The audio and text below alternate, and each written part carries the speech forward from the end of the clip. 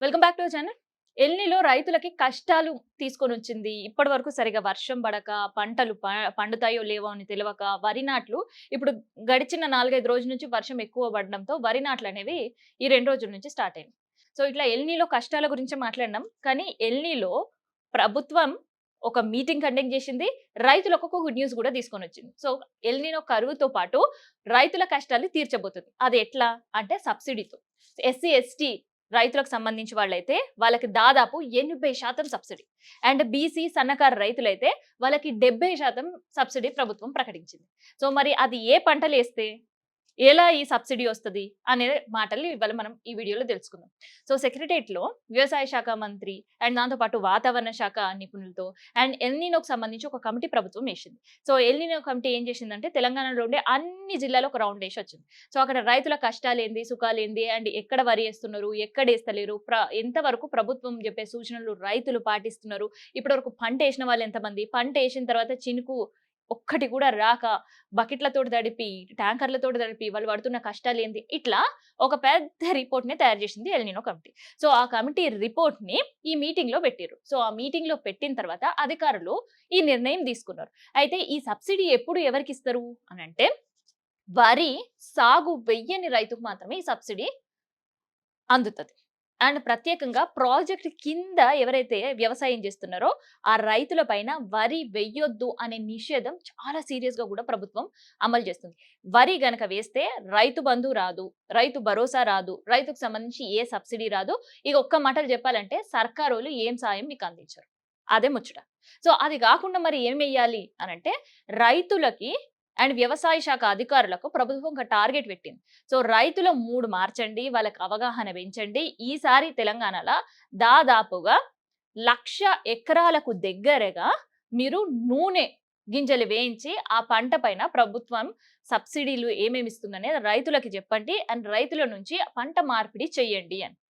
So ప్రతి ఒక్కరు నూనె గింజలేసి పండించాలంటే వాళ్ళ భూమి సహకరిస్తది, సహకరించదు. మరి అప్పుడు రైతులు ఏం చేయాలి అనే దానికి కూడా ఒక ఆల్టర్‌నేటివ్ పంటలు చెప్పింది. సో అందులో చిరుధాన్యాలు పండించండి. లేదు అంటే కూరగాయల సాగు చేయండి. లేదంటే నూనె గింజలు వేయండి. సో ఇట్లాంటి పంటల మార్పిడి జరిగినప్పుడు మీకు సబ్సిడీ అందుతది అని చెప్పింది. సో ఈ సబ్సిడీ విషయంలో ప్రత్యేకంగా ఆర్గానిక్ వ్యవసాయం ఎవరైతే చేస్తున్నారో వాళ్ళకి ప్రభుత్వం పూర్తిగా అండ ఉంటదంట. ఒక పక్క సబ్సిడీతో పాటు రైతులు ఏదైతే పంటలు పండిస్తదో సో ఆ పంటని పూర్తిగా కొనుగోలు చేసే బాధ్యత, వాళ్ళు పూర్తిగా అమ్మే బాధ్యత కూడా ప్రభుత్వమే తీసుకోవాలి అనే నిర్ణయం కూడా తీసుకోబోతుంది. సో దానికి సంబంధించి కూడా ఒక మీటింగ్స్ అనేవి కూడా సమావేశాలనేవి కూడా జరుగుతున్నాయి. అయితే ఇక్కడ ఇందాక నేను సబ్సిడీ చెప్పినగా. సో సబ్సిడీ సంబంధించిన మరి నిధులు కూడా కావాలి. ఖాళీ మేము సబ్సిడీ ఇస్తామని ప్రకటిస్తే కుదరదు కదా! సో అందుకనే ఆర్థిక శాఖకి ఆదేశాలు కూడా జారీ చేసింది. దాదాపు 350 కోట్లకు పైగా నిధులు ఈ విత్తనాల సబ్సిడీ పైన ఇవ్వాలి అని. ఆ తర్వాత ఈ వర్మీ కంపోస్ట్ ఏదైతే ఉపయోగపడుతుంటదో రైతులకి, ఆ వర్మీ కంపోస్ట్ ప్లాంట్‌లని పెంచండి. అండ్ ఉండే ప్లాంట్‌లలో వర్మి కంపోస్ట్ తయారీ సామర్థ్యం పెంచండి. సో దానికి కూడా నిధులు కావాలి కాబట్టి దాదాపు దానికోసం 5.18 కోట్ల రూపాయల నిధులను కూడా విడుదల చేయండి అంటూ కూడా ఆర్థిక శాఖకు ఆదేశాలు జారీ చేసింది. సో ఇక ఇప్పుడు ఎల్నిలో రైతులకు కష్టాలు మాత్రమే కాదు, సో పంట మార్పిడి వల్ల సబ్సిడీ అందజేయడం, లేదంటే ఈ పంట మార్పిడి చేయడం వల్ల రైతులకు లాభాలు కూడా కలిగే అవకాశం ఉంటది. ఎందుకంటే తెలంగాణలో చాలా పెద్ద వ్యవసాయ మార్కెట్ ఏదైతే ఉంది, అక్కడి నుంచే చాలా జిల్లాలకు కూరగాయలు పోతుంటాయి అంటే అందరూ కూడా తెలుసు.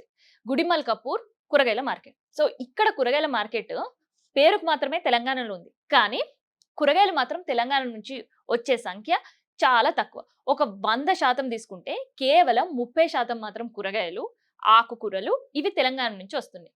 సో మిగతా అంతా కూడా 60% ఇతర రాష్ట్రాల నుంచి మనం దిగుబడి చేసుకుంటున్నాం. సో ఇతర రాష్ట్రాల నుంచి మనం తీసుకుంటున్నాము అనంటే ట్రాన్స్‌పోర్ట్ చార్జెస్ పెరుగుతున్నాయి.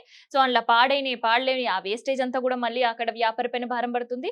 సో అక్కడ రీటైల్ మార్కెట్, హోల్‌సేల్ మార్కెట్ ఇట్లా నయా దందా మన ఇంటికి వచ్చే, మన గల్లీలో పెట్టే కూరగాయల బండి దగ్గర నుంచి, లేదంటే మన ఇంట్లో ముందుకొచ్చి తిరుగుతున్నే ఆటో ట్రాలీల టమాటాల దగ్గర నుంచి ఇవన్నీ కూడా విపరీతమైన రేట్లు జనాల పైన పడుతున్నాయి. సో దీనివల్ల రైతుకేమన్నా లాభం అంటే అది జీరో. రైతుకి ఇంకా నష్టపోతున్నాడు. సో అందుకనే రైతుకి లాభం కలగాలి, జనాలకి ఈ కూరగాయల ఖర్చు తగ్గించాలి అంటే తెలంగాణ రైతులే కూరగాయలు పండించాలి అనే ఆలోచన ప్రభుత్వం చేసింది.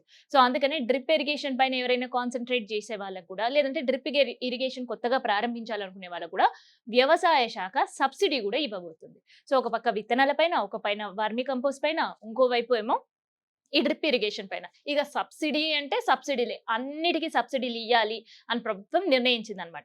సో, దీనిపైన మరి అవగాహన రైతులకు రావాలంటే ఏం చేయాలని డప్పేసి, దండోరా ఏసి మరి గ్రామాన వ్యవసాయ శాఖ అధికారులు అవగాహన కల్పించే కార్యక్రమంలో పడ్డారు. సో, ఇదనమాట ఎల్ నినో తెచ్చిన రైతుల కోసం ఒక గుడ్ న్యూస్.